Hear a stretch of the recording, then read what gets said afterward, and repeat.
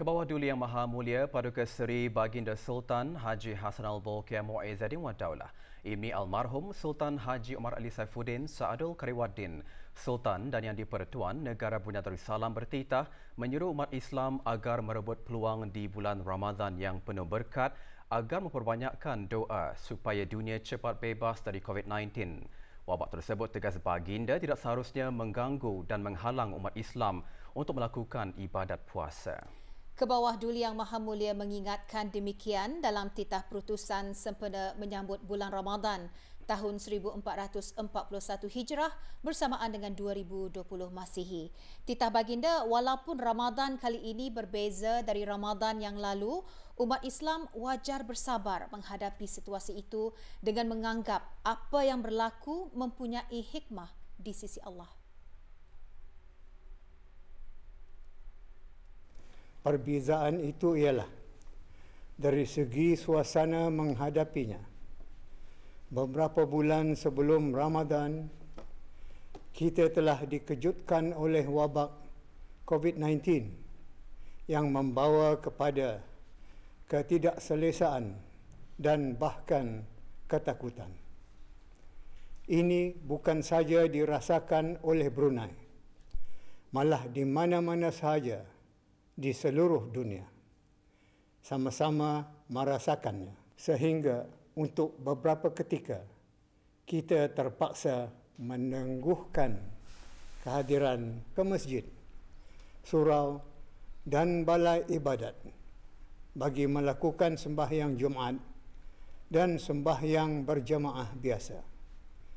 Ini kita lakukan adalah sebagai usaha untuk mengelakkan risiko jangkitan COVID-19. Namun alhamdulillah, dengan izin Allah jua, wabak nampaknya dapat kita kawal dengan berkesan. Ini beta percaya adalah kerana usaha-usaha pencegahan secara bersepadu dan juga faktor doa yang kita amalkan adalah segala-galanya. Kebawah Duli Yang Maha Mulia bertitah, walaupun Ramadan kali ini umat Islam tidak dapat memeriahkan masjid, surau dan balai ibadat dengan sembahyang sunat tarawih berjemaah dan bertadarus Al-Quran, namun mereka masih ada cara lain untuk melakukannya di rumah bersama keluarga. Tetapi pada kali ini, sekiranya keadaan belum mengizinkan untuk berkumpul beramai-ramai, maka kita masih saja ada cara lain untuk membuat tarawih itu bersama-sama dengan keluarga di rumah. Begitu juga bertadarus Al-Quran. Kita masih saja dapat membuatnya di rumah kita sendiri dengan keluarga dan anak-anak. Pendeknya, kita tidak kehabisan cara untuk melakukannya bagi meraih pahala di bulan Ramadan. Sangat perlu diingat bahawa COVID-19 tidak seharusnya mengganggu umat Islam untuk melakukan ibadat puasa. COVID-19 adalah satu perkara, sedang ibadat puasa pula satu perkara lain. Jika kita dalam keadaan sihat afiat, maka tidak ada sebab untuk menjadikan COVID-19 sebagai penghalang kita berpuasa. Perlu disedari bahawa Ramadan cuma sekali sahaja dalam setahun. Dalam bulan ini terdapat satu malam yang dinamakan Malam Al-Qadar yang lebih baik dari 1000 bulan. Dalam makna, beribadat di dalamnya boleh meraih pahala lebih dari 1000 bulan. Kerana itu, eloklah bagi kita semua untuk berazam merebutnya. Selepas Ramadan, umat Islam akan memasuki bulan Syawal untuk menyambut Hari Raya. Namun titah baginda tidak seperti biasanya, Hari Raya disambut dengan penuh kemeriahan. Ketentuan Allah telah menjadikannya berbeza pada tahun ini. Sembahyang Hari Raya akan terpaksa ditiadakan. Dan begitu juga tradisi kunjung-mengunjung turut ditegah untuk mengelakkan sebarang risiko COVID-19. Kita wajar bersabar menghadapi situasi ini dengan menganggap bahawa apa yang berlaku itu mempunyai hikmah di sisi Allah. Walau bagaimanapun, di samping bersabar, kita juga dituntut untuk berusaha dengan apa jua cara, seperti mengambil langkah-langkah pencegahan dan seumpamanya. Namun selaku orang Islam, kita juga mempunyai kelebihan tersendiri, iaitu digalakkan untuk menghadapi apa saja bencana dengan doa. Maka marilah kita lakukan ia lebih-lebih lagi, kebetulan pula dalam bulan Ramadan yang penuh berkat ini, di mana doa orang-orang berpuasa adalah sangat ampuh dan mustajab. Dalam titah baginda juga menyentuh mengenai kelebihan kunut nazilah yang dibaca dalam sembahyang Jumaat. Disebabkan sudah beberapa Jumaat tidak dapat menunaikannya, baginda menganjurkan agar doa kunut nazilah dibuat di rumah di dalam sembahyang fardu 5 waktu. Pada hemat beta, kunut nazilah masih saja perlu diteruskan, terutama dalam situasi kita menghadapi wabak COVID-19. Beta difahamkan kunut nazilah tidak semestinya hanya dilakukan di masjid secara berjemaah pada hari Jumaat. Malah ia juga boleh dibuat di rumah, sama ada secara berjemaah dengan keluarga atau bersendirian di dalam sembahyang-sembahyang fardu 5 waktu. Tetapi masih juga boleh dipilih mana waktu yang kita mampu atau sesuai melakukannya, seperti dalam sembahyang subuh atau maghrib, tanpa memastikan ia dibuat dalam semua 5 waktu. Yang penting, kunut ini terus dibaca sementara menunggu masjid, surau dan balai ibadat beroperasi semula. Bagi kemudahan orang ramai melakukan semua ini, maka kenalah pihak yang berkenaan, Kementerian Hal Ehwal Agama, mengambil inisiatif menyediakan panduan dan doa kunut yang bersesuaian, seeloknya ringkas dan mudah tetapi padat menepati tujuan. Pada hemat baginda, umat Islam di seluruh dunia sangat wajar untuk sama-sama mengambil kesempatan di bulan yang bersyukur istimewa ini untuk merafakkan doa sebanyak-banyaknya supaya cepat bebas daripada bahaya wabak COVID-19. Beta berpendapat bukan sahaja kita di Brunei, malah umat Islam di seluruh dunia adalah sangat wajar untuk sama-sama mengambil kesempatan di bulan yang bersyukur istimewa ini untuk merafakkan doa banyak-banyak supaya dunia kita cepat bebas daripada bahaya wabak COVID-19. Akhirnya, beta dan keluarga beta dengan hati suci mengucapkan selamat berpuasa. Semoga kita sama-sama dikurniakan oleh Allah kesihatan dan kesabaran di sepanjang menjalani ibadat puasa. Ramadan Karim. Sebanyak 12 das tembakan meriam dilepaskan petang tadi bagi menandakan bermulanya umat Islam menunaikan ibadah puasa Ramadan yang jatuh esok.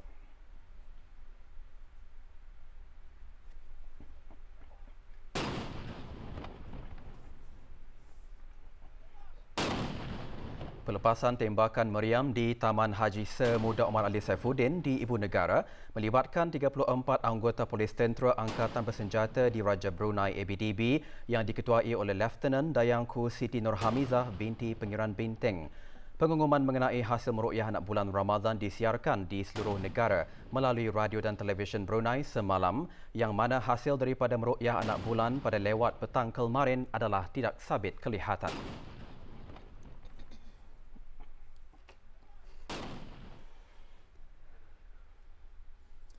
Bertemu lagi Ramadan merupakan nikmat yang tidak terhingga bagi setiap umat Islam. Kedatangan bulan suci Ramadan memberi peluang kepada umat Islam mengecap segala kemuliaan dan keberkatan yang disediakan oleh Allah Subhanahu Wa Taala bagi meraih kejayaan dan kebahagiaan yang hakiki, duniawi dan ukhrawi. Aimaduddin Mawang mengupas kelebihan yang terdapat dalam bulan Ramadan.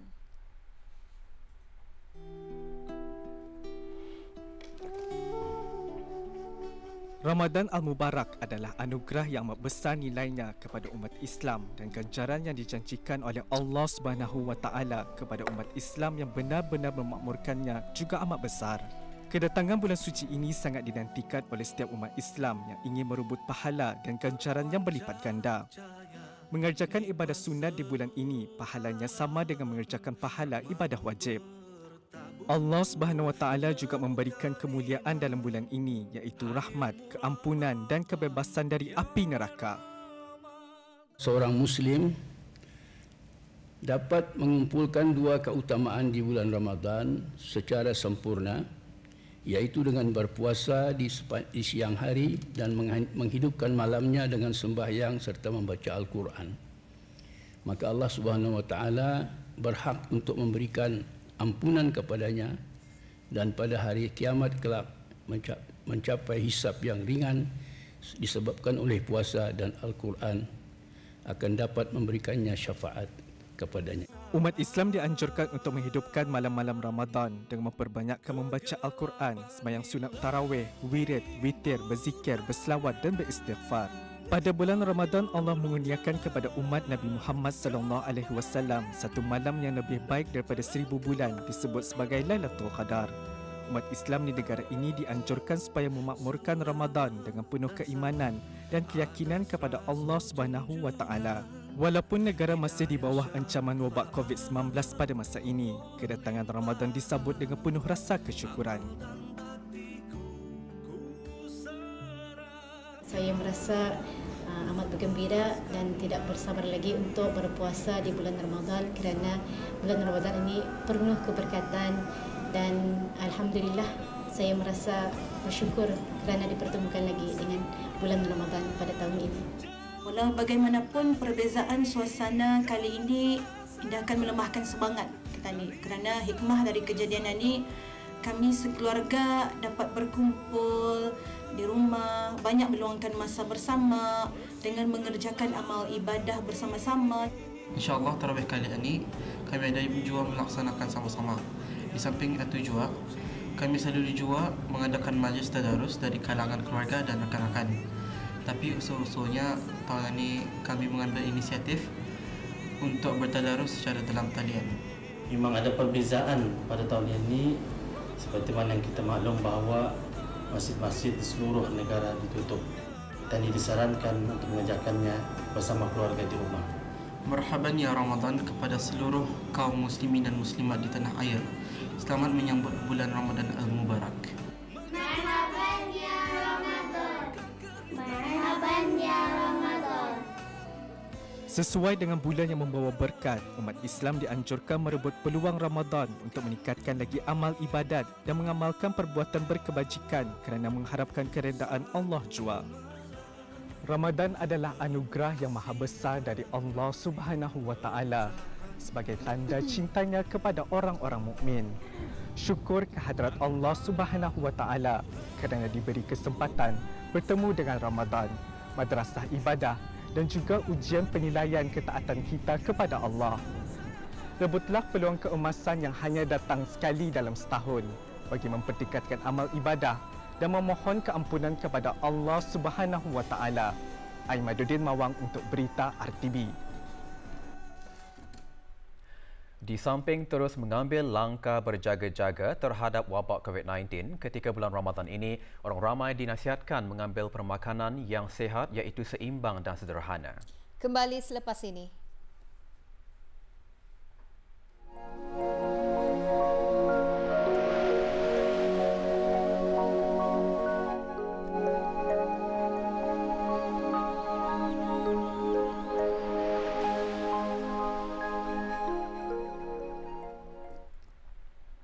Perkembangan terkini situasi jangkitan COVID-19 di negara ini.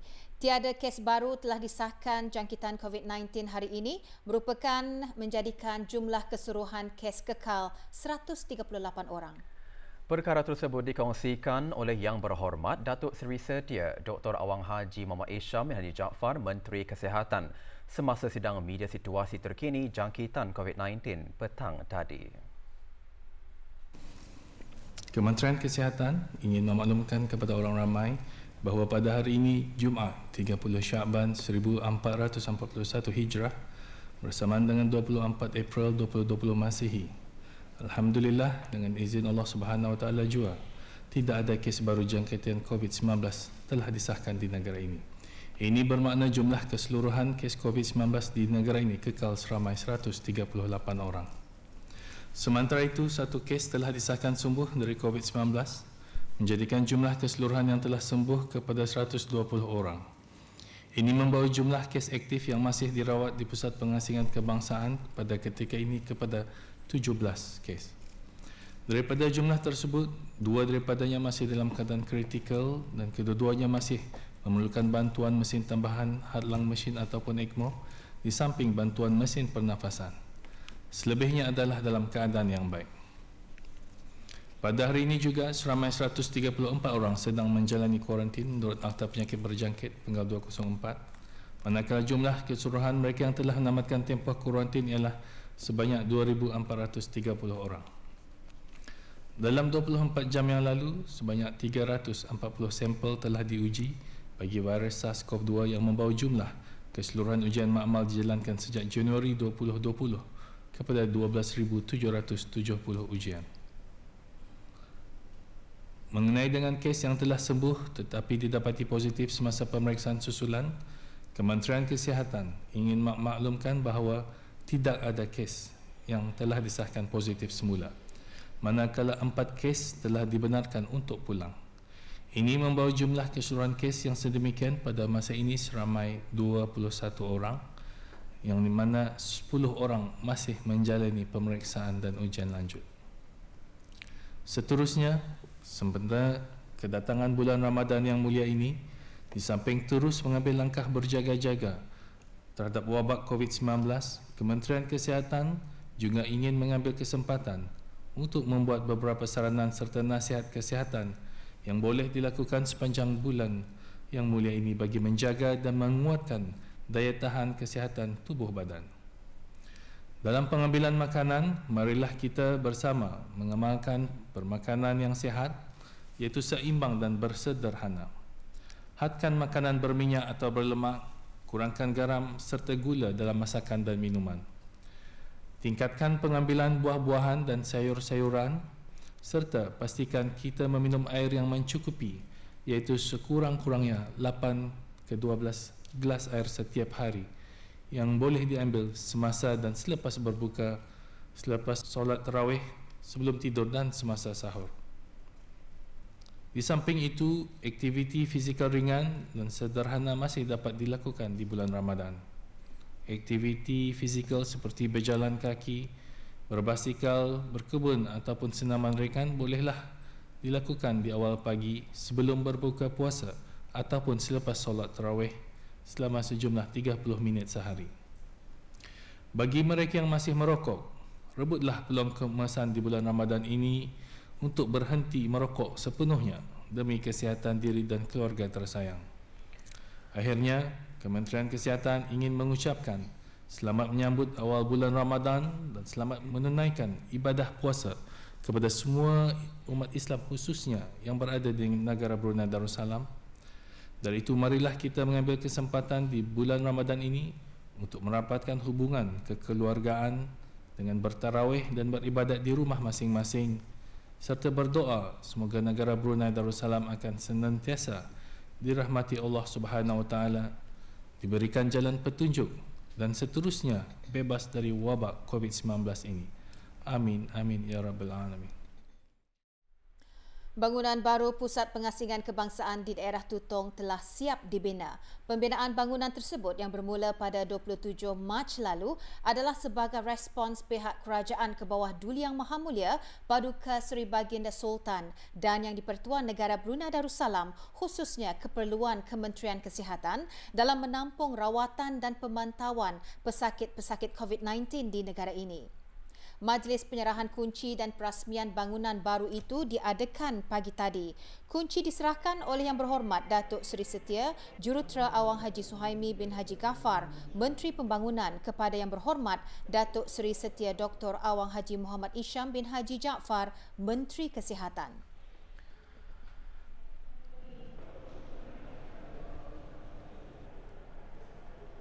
Majlis diteruskan dengan peninjauan dengan lebih dekat fasiliti-fasiliti dan fungsi pusat tersebut dan penanaman pokok.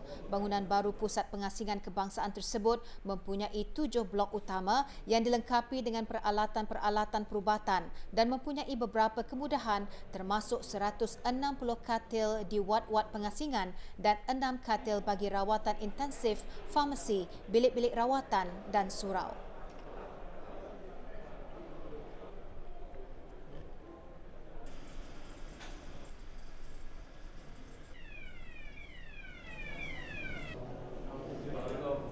Bangunan yang dibina di atas tapak berukuran lebih 6,000 meter persegi ini terletak berdekatan dengan Pusat Pengasingan Kebangsaan yang ada sekarang dengan kos pembinaan secara keseluruhan berjumlah lebih 11 juta ringgit.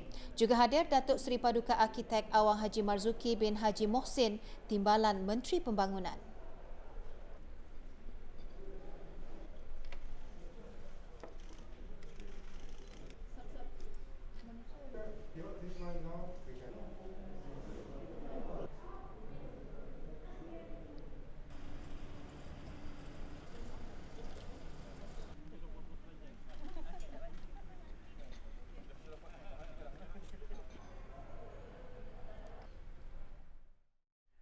Berikutan wabak COVID-19 yang sedang melanda di negara ini, Majlis Agama Islam Brunei memaklumkan penerimaan zakat fitrah dan zakat harta hanya akan dibuat di ruang legar atau beranda masjid. Dewan Sembahyang adalah sama sekali tidak digunakan untuk penerimaan zakat. Bagi masjid yang tidak ada ruang legar atau beranda, penerimaan zakat dibuat di luar kawasan masjid dengan dibangunkan kem yang bersesuaian.